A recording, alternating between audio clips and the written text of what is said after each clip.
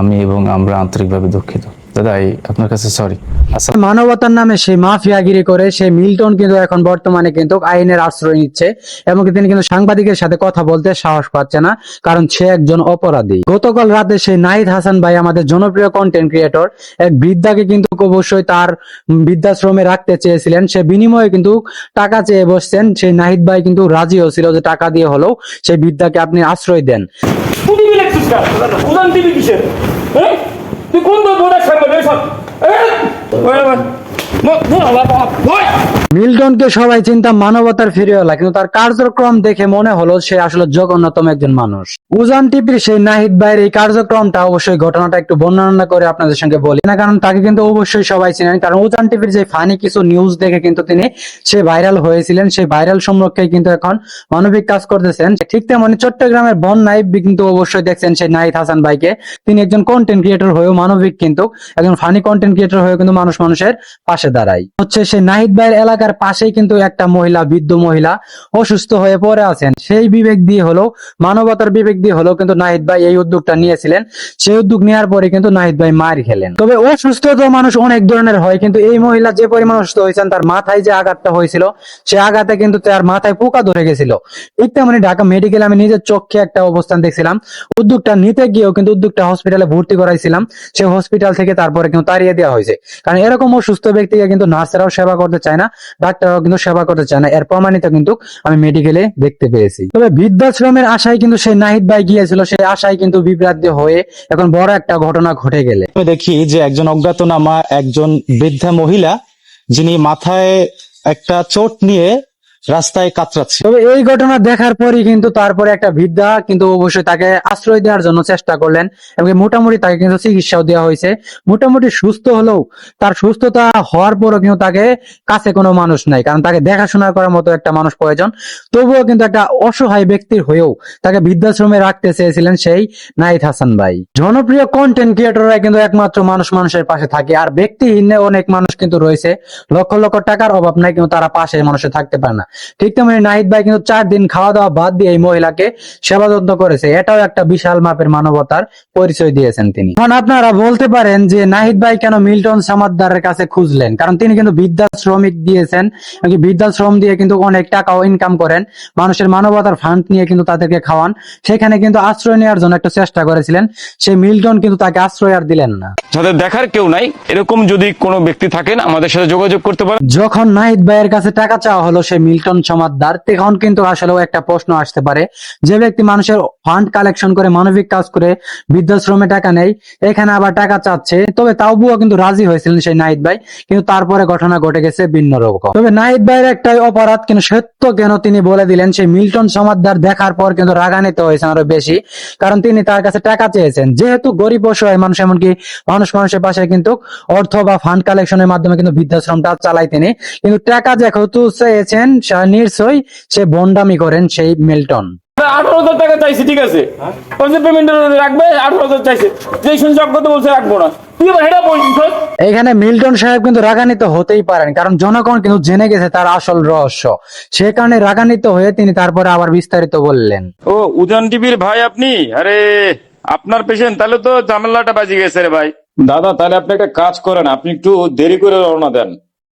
2-4টার দিকে যদি আসে পৌঁছান, আমাদের পোলাপানে তো ঘুমাবে, কষ্ট হয়ে যাবে, বুঝছেন? আপনি একটা কাজ করেন, আপনি একটু দেরি করে রওনা দেন, 11টা 11:30 দিকে রওনা দেন, আস্তে আস্তে যেন ভোর হয়, তাহলে সুবিধা হবে। সকালবেলা আমিও থাকবো না, আবার যদি আপনি মাঝরাতে চলে আসেন আমার আবার পাবেন না, আমি আবার থাকবো না। ঠিক আছে, একসাথে আসেন, আড্ডা টাড্ডা দেই, চাটা খাইয়ে সকালবেলা তারপরে যায় রানে।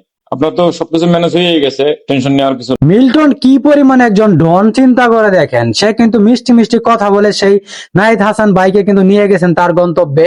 না যাওয়ার পর কিন্তু বিভিন্ন ধরনের টর্চার শুরু করে দিয়েছে। সাংবাদিক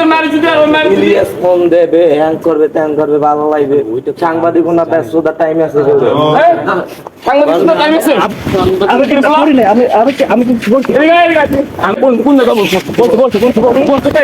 মিল্টন যদি সত্যবাদী হয় তাহলে সাংবাদিক দিয়ে কেন বই পাবে তিনি?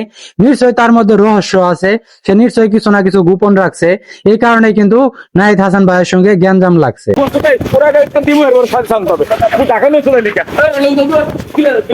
কি পরিমাণ ভণ্ড মানবিক ব্যক্তি তিনি, কিন্তু লাইট অফ করে তার কিন্তু সন্ত্রাসী নিয়ে কিন্তু হামলা করে সেই নাহিদ ভাইয়ের উপর। কতটুকু নির্লজ্জের পরিচয় দিয়েছে মিল্টন, চিন্তা করে দেখছেন? তার এত হেডম কিভাবে হয়? কারণ জনগণের টাকা নিয়ে কিন্তু জনগণের কাছে একটা সিম পেতে নিয়েছে। আমি বিশাল মাপের একজন মানবিক ব্যক্তি, কিন্তু তার মধ্যে যে পরিমাণ অপরাধ ভুলগুলো রয়েছে সেগুলো প্রকাশ করতে গিয়ে কিন্তু মিল্টনের শত্রু হয়ে গেলেন নাহিদ ভাই।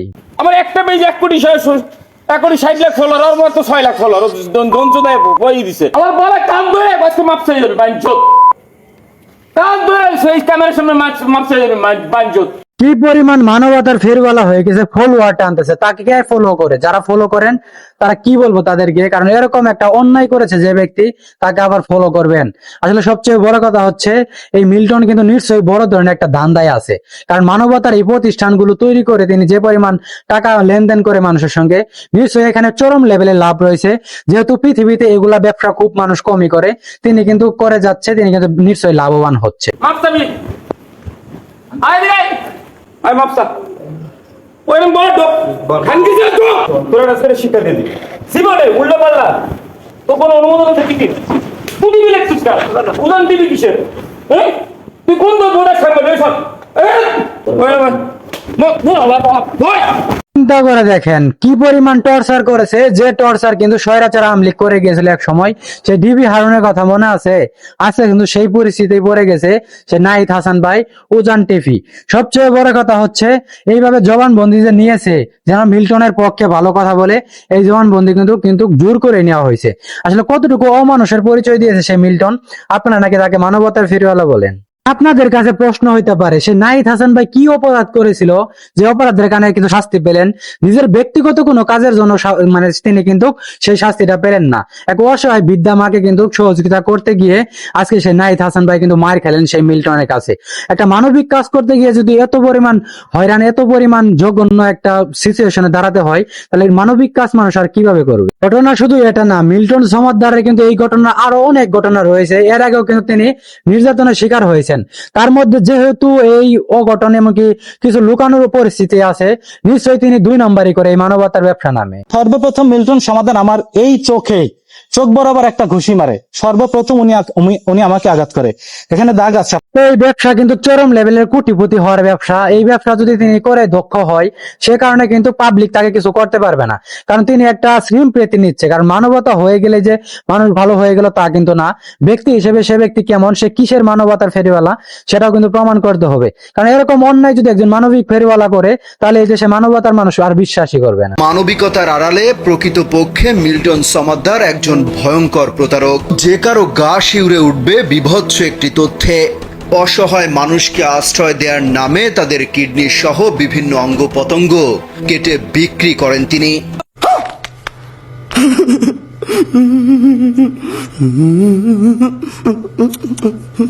এর আগেও কিন্তু জেলখানায় কিন্তু বন্দী ছিলেন সেই মিল্টন। আবারও কেন আবার চর্চায় আসছেন?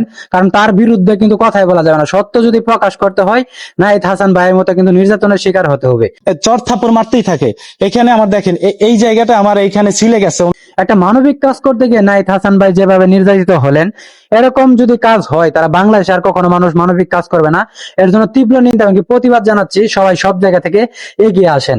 এই মিল্টন সমাদদারের কি অবস্থা আছে সেটা বিস্তারিত অবশ্যই প্রমাণ আকারে আপনারা অবশ্যই প্রতিবাদ করুন। আইন কি করে দেশের, সেটার অবশ্যই প্রতিবাদ করুন। বাংলাদেশের আইন আসলেও মানুষের সিম্প্রেতি নিয়ে মানুষ কিছু ব্যবহার করে। বাংলাদেশের আইন কিন্তু সেই ব্যক্তির পক্ষে থাকে, অথচ সেই মানুষ সিম্প্রেতি পেয়ে যে অপরাধগুলো করে, সেই অপরাধগুলো কিন্তু আইন চোখে দেখে না। এটাই একটা লজ্জার বিষয় আমাদের বাংলাদেশে। রিক্ত আমি, নিঃস্ব আমি, দেবার কিছু নাই, আছে শুধু ভালোবাসা, দিয়ে গেলাম তাই।